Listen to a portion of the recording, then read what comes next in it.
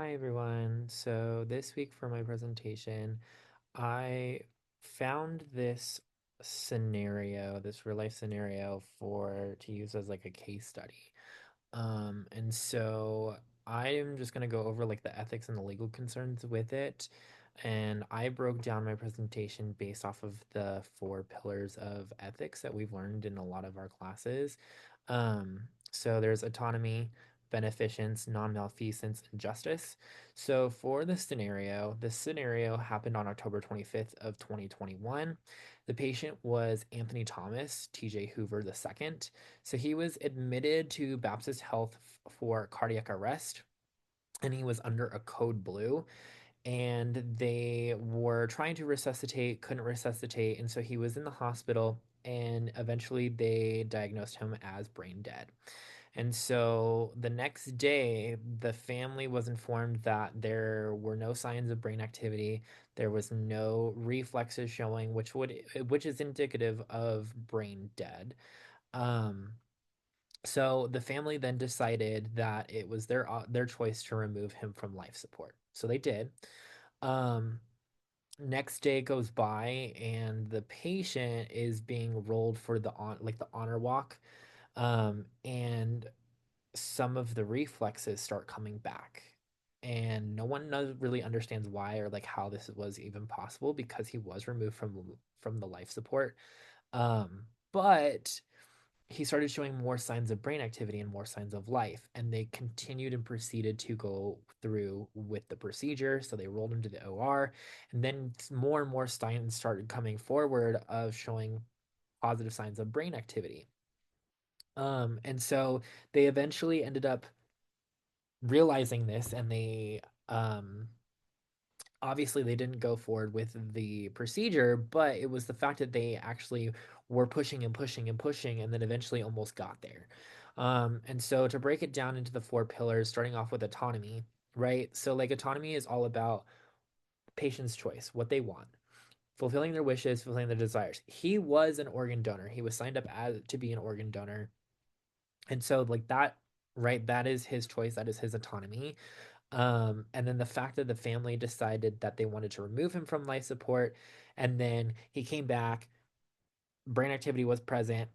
It just showed that all having all of these signs and they still ignored it. It was against the patient's autonomy because if they're alive, they obviously are not going to be donating their organs because the only way possible for the qualifications is they are legally declared proper brain dead. So this was a huge um like huge concern for just like the medical population and just the medical community because it doesn't happen very often. And the fact that they were going against a patient's autonomy, the beneficence, it was non-malfeasance. Like there were so many different ways that this was unethical and illegal. And so this brought major concern for the family. And I'll talk about that more as we get into like the beneficence and the non-malfeasance.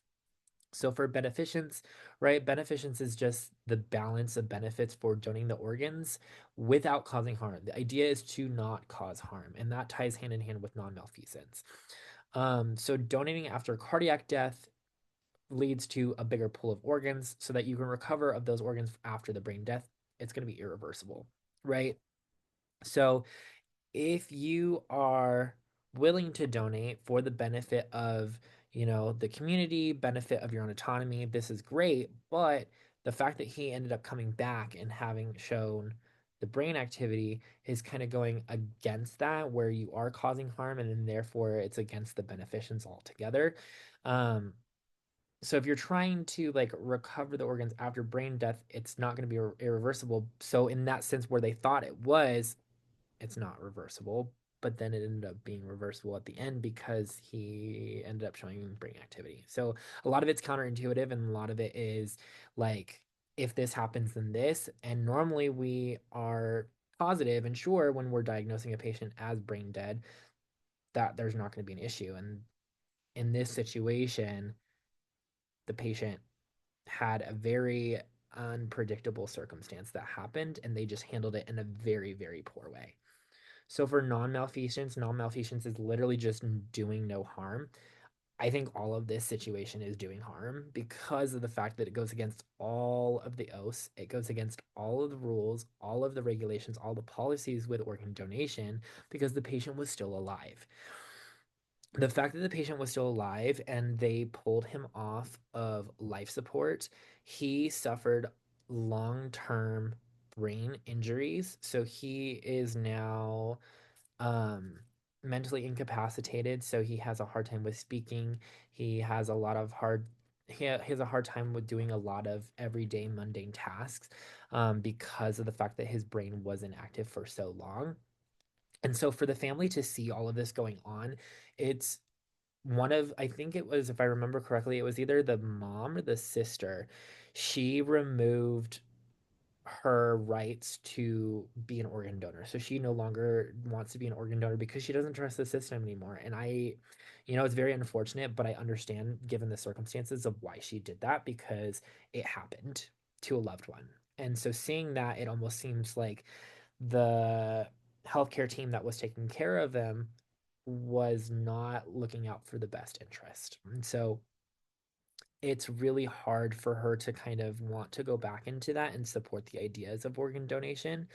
And I think if I were in that situation, I wouldn't want to either, just because it is a personal thing that had happened. And so, lastly, for justice, this is just all of this is injustice, right? The inaccurate brain death diagnosis, disregarding the patient's humanity, it's not protecting any patient's rights whatsoever. They weren't transparent. The fact that they weren't transparent about it and they still pushed this patient to go into not just the recovery, but like trying to go and through this procedure, it builds a lack of trust from the family and from the public. This was on CNN. Dr. Sanjay Gupta, he was part of the medical team for CNN. And so he's a really big, renowned doctor that he interviewed this family, and the family was just very appalled by this entire situation, appalled by the entire organ donation process, and just showing a huge lack of the medical system. And having been on TV and having this case study publicized, it puts under the microscope to the public that this is an issue that has happened. And I'm sure it's probably happened in other scenarios, probably not as common, but it is something that has probably happened to where if the public does find out about these things, they aren't going to want to do it. And so having us being an opt-in system, it's very difficult to kind of persuade people who have already made up their mind to kind of move in this direction towards organ donation.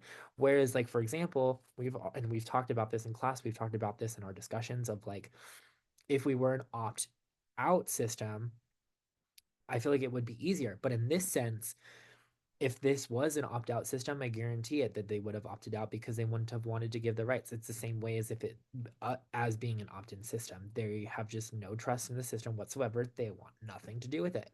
And so all of this, I kind of think, serves an injustice to the overall organ donation field within medicine, just because it gives, I think, a wrongful interpretation of what happened. And it just so happens that this happened to this particular family. And it's just a very unfortunate circumstance that this happened.